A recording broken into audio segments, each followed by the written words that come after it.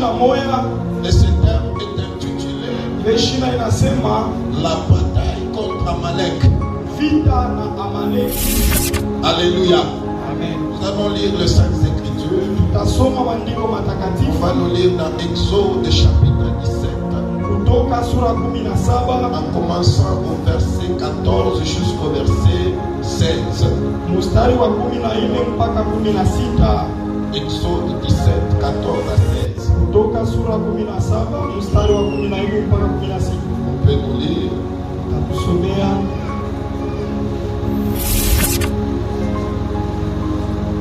Exode chapitre 17, verset 14 à 16, nous lisons le nom de Jésus.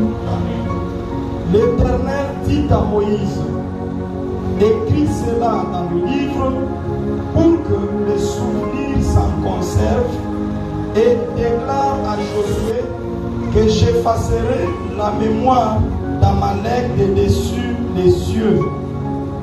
Moïse bâtit un autel et lui donna pour nom l'Éternel ma bannière. Il dit, parce que la main a été levée sur le trône de l'Éternel, il y aura guerre de l'Éternel contre Amalek de génération en génération. Amen. Amen. Acclamons pour cette bonne lecture. La bataille contre Amalek.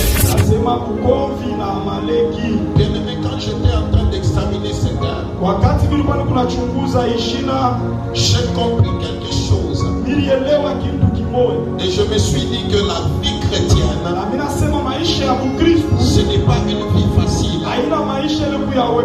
La vie chrétienne, ce n'est pas un cadeau. Ça demande bien-aimé, beaucoup de sacrifices. Alors quand je vois, on parle d'une bataille. Quand on parle d'une bataille, on voit un affrontement. On voit une lutte.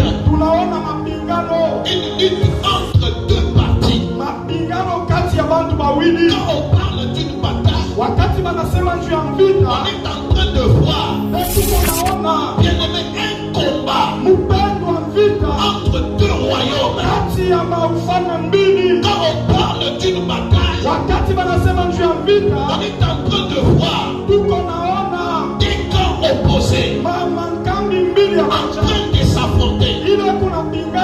Alors je me suis dit ceci, dans chaque bataille, il y a toujours un gagnant. Dans chaque bataille, il y a toujours un vainqueur. Alléluia. Amen, amen.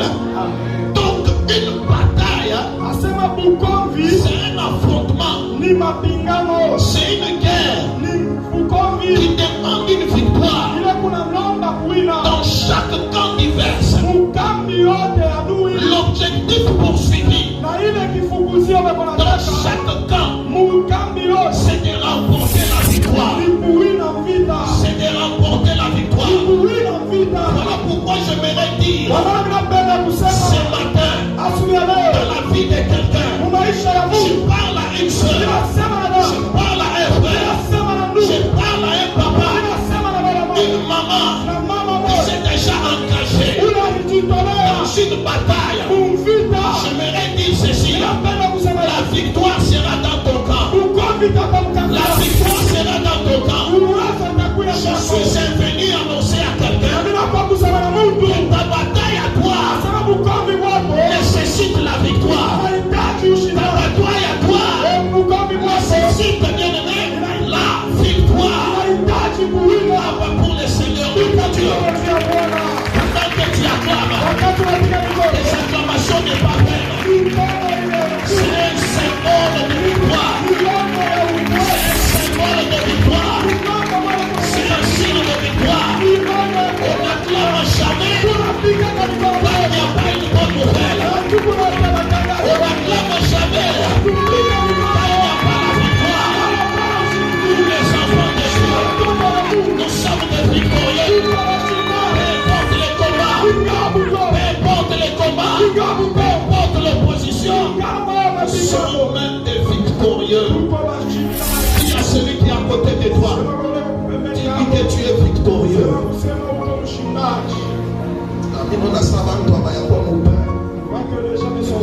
Bien-aimé, la foi vient de ce qu'on entend. Et ce qu'on entend vient de la parole. Si tu n'as pas la foi, tu n'es pas agréable devant le Seigneur. La foi, bien-aimé, c'est une démonstration des choses. Des choses qu'on ne voit pas. Des choses qu'on ne touche pas.